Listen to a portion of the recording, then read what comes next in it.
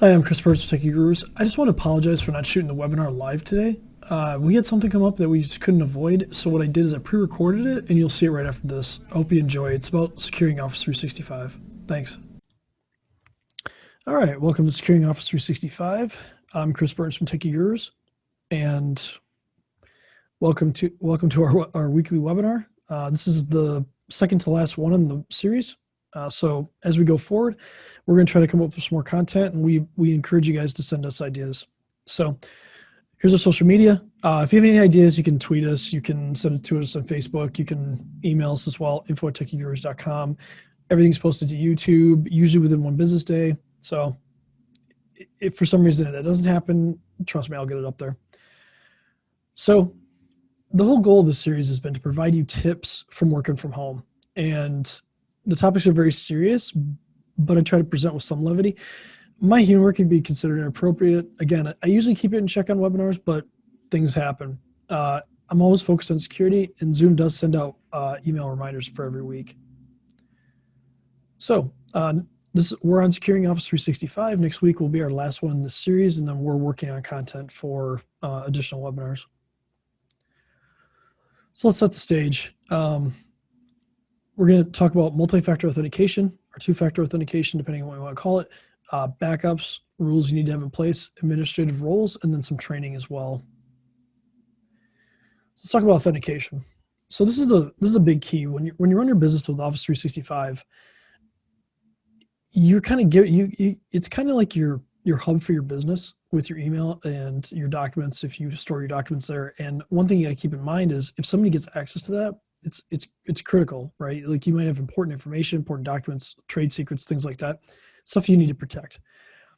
So the ways you authenticate are traditionally is what you know, right? So your username. So in most cases, in this case, it's your email address and then your password. So as we talk about passwords that are shorter than like 12 characters are no longer even should be considered valid. We can literally crack an 8-character password in like an hour and a half, like the entire 8-character limit. So think about that. And then authentication is what you have. So it could be a device, could be a key. In our case, it's a password. And then who you are. So you can do biometrics, so you can do fingerprint or face. These are different ways that you can actually go through and actually do authentication. What we want to talk about is single factor authentication first. So that's traditional, that's username, password, that's it.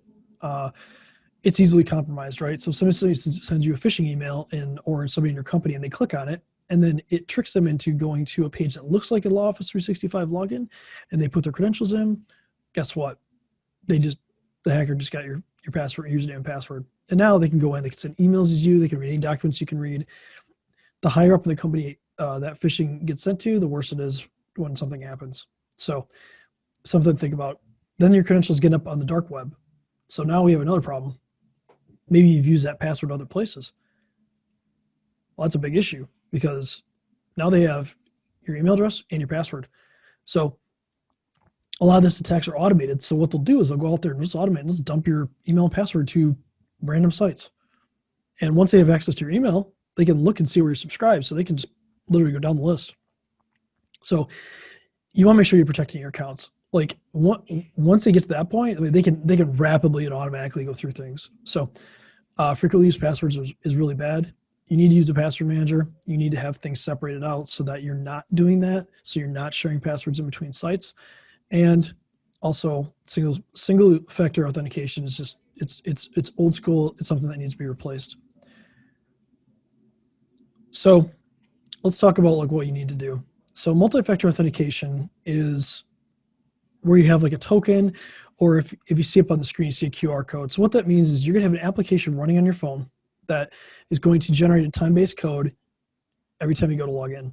Or in 365's case, if you've logged in from a certain location, there's some leeway there. But a new login will ask for your username, your password, and as soon as you do that, it's gonna say, okay, well, I either need a code or I need the person that owns this account to authorize this login. Without that information, people aren't gonna be able to log in. And that's where two-factor MFA comes in. So multi-factor authentication, The difference there is you could have a third factor. Traditionally, once we go to two-factor, we just say multi-factor authentication.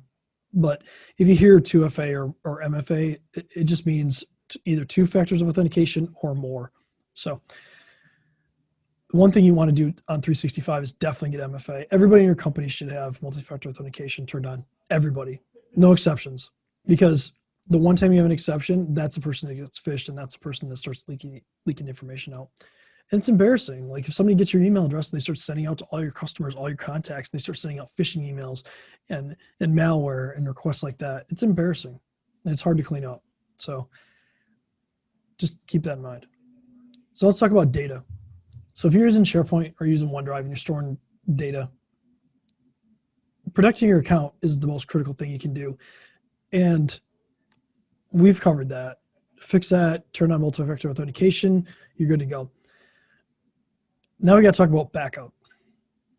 Microsoft doesn't back things up. They keep short-term backups technically, but they actually, if you read their terms and conditions, they don't back up things long-term. So a good example of is, let's say you modified a file, let's say 3 months ago, and your retention period for versioning is 30 days. After 30 days, the changes you made are gone. So let's say you notice this 90 days in and you want to go back and you want to revert back to whatever the data that was. It's too late. You're stuck. So you're going to have to either recreate that data if you know what it is, or you can just have to recreate the entire document or modify the existing document that is there without the changes. So you really want to make sure that you back things up. If you delete an email and it's gone and the retention period expires, the email's gone. There's no recovering it. Microsoft can't recover it. You can't recover it, nothing. So backup's critical. We actually recommend backup for everybody for Office 365. It's super simple. It's really not that expensive to actually implement. And a lot of the times, depending on who your provider is, you can either go 1 year retention period or you can even go forever.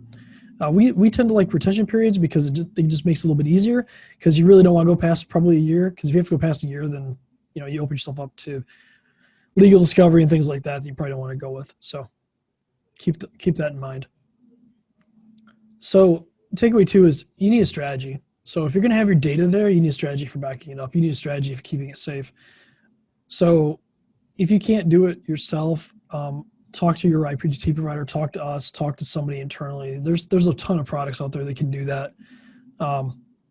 They're relatively inexpensive. Again, it just brings peace of mind to your entire business. So let's talk about vulnerabilities.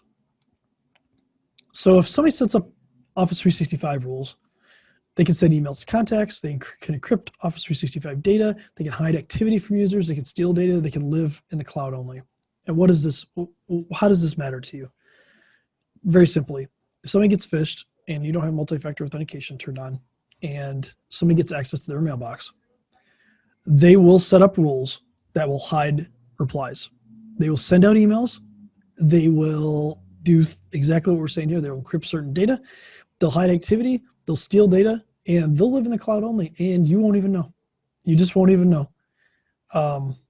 You won't know until somebody calls you and says, "Why are you sending me this?" And you'll be like, "Well, I didn't hear anything about it." And like, "Well, I've sent you like 15 emails." And then you realize that there's a mail rule that's deleting everything coming back. So this is something we've seen this a couple of times. We've had a couple of our customers get phished like this, and it's embarrassing because they don't know what's happening. And a lot of times these hackers are actually staying in the account while you're actually working throughout the day. They're reading every email that you have, and then they're also sending out emails and whatnot to your contacts. So you want to make sure that rules are locked down. You want to make sure that you have the authentication in place and backups as well. Now the fun part, let's talk about administrative roles. So a lot of companies, when they set up Office 365, the first person who sets it up is a global administrator. So a global administrator has access to everything. That's really bad. You never want to run as a global administrator, ever. In fact, you don't want to run as an administrator normally in general. You want to have dedicated accounts that have access to those, but don't have mailboxes even attached to them. And the reason for that is because if you're an administrator and you have a mailbox attached, you can open up other mailboxes. You can grant permissions. You can read any mailbox you want. So let's say you're the owner of the company and you're the global administrator, and that's how you use your Office 365 account, and you get phished. And they log in as you, and they realize, oh, this is a global administrator. Cool. Yeah, I'm going to just grant myself mailbox permissions to every mailbox in the company, and I'm just going to read everything. And that's realistic. You may not even be the owner when you get phished. Maybe it's a salesperson. Maybe it's somebody that just has too many permissions, and they're able to do the same thing, and then they can read the owner's mailbox. So things you want to think about. You want to talk to an expert. You want to make sure that those groups are locked down to a point that you only want certain people in those groups. Most of the time, you never want to run as any of these groups.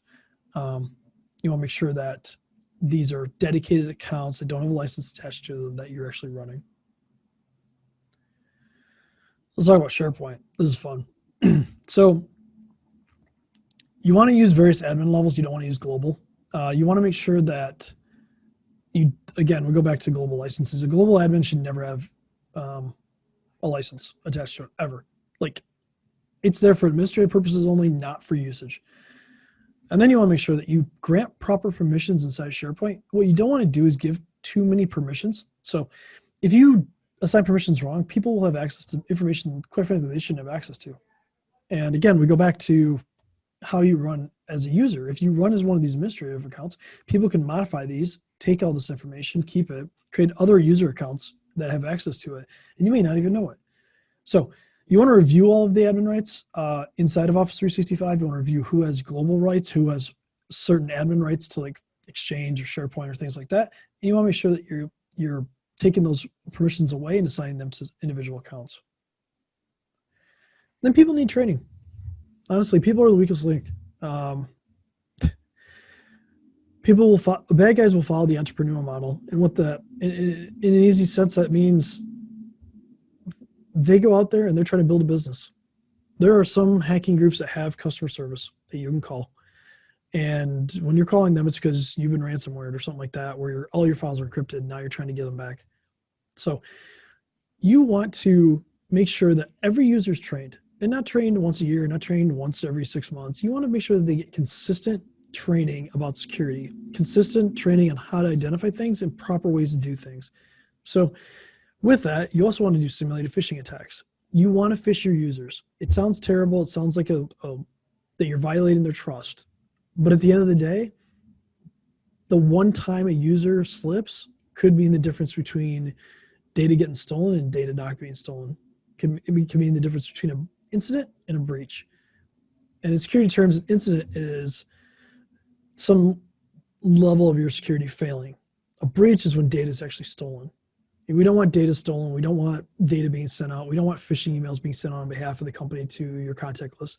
These are the things you don't want. So you want to make sure you're always training people and you're always prepared for the worst and just hope for the best. So let's talk about takeaway number 4. Again, we'll go back to training users. There's tons of stuff out there you can do. Most IT companies can provide some sort of end user training. We're included in that. We do simulated phishing attacks. We try to trick the users into clicking on things. And if they don't, great, we get a report on that. But the ones that do click on it, we do get a report, and we want to make sure that we address it with those users. Again, the end user is the single easiest target to trick. All the firewalls, all the antivirus, every security thing you have in place is nothing if you can trick one user into doing something for you. So the Twitter text is a good example. A lot of them got phished. A lot of them just had admins call and say, "Hey, I'm from the IT department. And I just need your password," and people gave it up. That's the stuff you need to prepare for. Like, all the security posture in the world doesn't help you if somebody just gives a password up, or whether it's from a phishing attack or somebody just calling them on the phone and socially engineering them into giving the password. So this has to start at the top too. Management has to buy in. This is a top-down approach. Security is a top-down approach. The top of the organization has to understand that security is critical to the business, critical to protecting the business, critical to risk management in the business, and it goes top-down. If the top management structure isn't on board, it's not going to work, and you're just going to struggle with it the entire time. So that's something internally you have to think about. Inside of Microsoft, there's something called Secure SOAR, and the Secure Score is nice, but it's kind of misleading. And with that, you may only be a 60%, but for your company, that's good because you have to buy certain products from Microsoft to increase your secure score because some functions aren't included in base products and some of the add-ons. So you have to, it can get kind of expensive per user, and it may be security you don't necessarily need. So take it with a grain of salt, but it does give you really cool in the Microsoft Office 365 security page. It gives you a really good idea of where you're at, and it gives you hints on improving the security as well. It'll talk about multi-factor authentication. It'll talk about maybe some data loss prevention stuff you need to turn on. It'll talk about conditional access, things like that. Conditional access is where you're limiting who can access things. So you can say, hey, look, if you pay for a certain level of license, you can say, if you're outside the country, you can't even log into the accounts. You have to be from the United States or in the United States. And I know if you have people travel outside the United States, you can make certain rules that change that based on people or groups. So there are ways to customize it and things like that, but that's the stuff you have to think about. And the one thing Secure Score won't do is if you've put third-party protections in place for 365, they may not notice that. So it's not an end-all be-all, but it's a really good barometer of where you're at. So again, if you want some help with this, if you just want to have a conversation, I'm available. This link actually will schedule on my calendar. It balances out with like what I've already got scheduled, but book a 30-minute call with me. Let's have a conversation. Doesn't have to be, it's not salesy. I'm consultative. If you want to be told what to do to buy, it's fine. We can have that conversation. But honestly, we're just here to help. Like our goal is to help as many companies, small, medium, or large that we can, help them secure their businesses. Because at the end of the day, like right now, it's a war out there. Whether people want to admit it or not, it's a war. Nobody's too small, nobody's too big to be attacked. So the crime is a crime of opportunity. So think about it from that perspective. So book a call with us. We do a lot of cybersecurity things. We have a lot of stuff in place that we can show you how to protect your business. And give us some feedback. You know what? If you find this stuff useful, like the video on YouTube, post comments on YouTube, send us feedback, call us. We're here. We're not going anywhere. We're here to help. And you know what? I appreciate everybody that comes to these. I appreciate everybody that shows up on these videos. If you like the video, I appreciate that. We appreciate our customers or prospects, anybody that wants to just learn and protect a business, because that's the passion that we have. So next week will be the last one in the series. It'll be Microsoft Planner. It's pretty cool. It's like mini project management. You can do some really cool stuff with it. It ties in with Teams and things like that. So we'll talk about that next week. And hope everybody has a good Wednesday. Hope everybody has a good rest of the week. And we'll talk to you guys soon.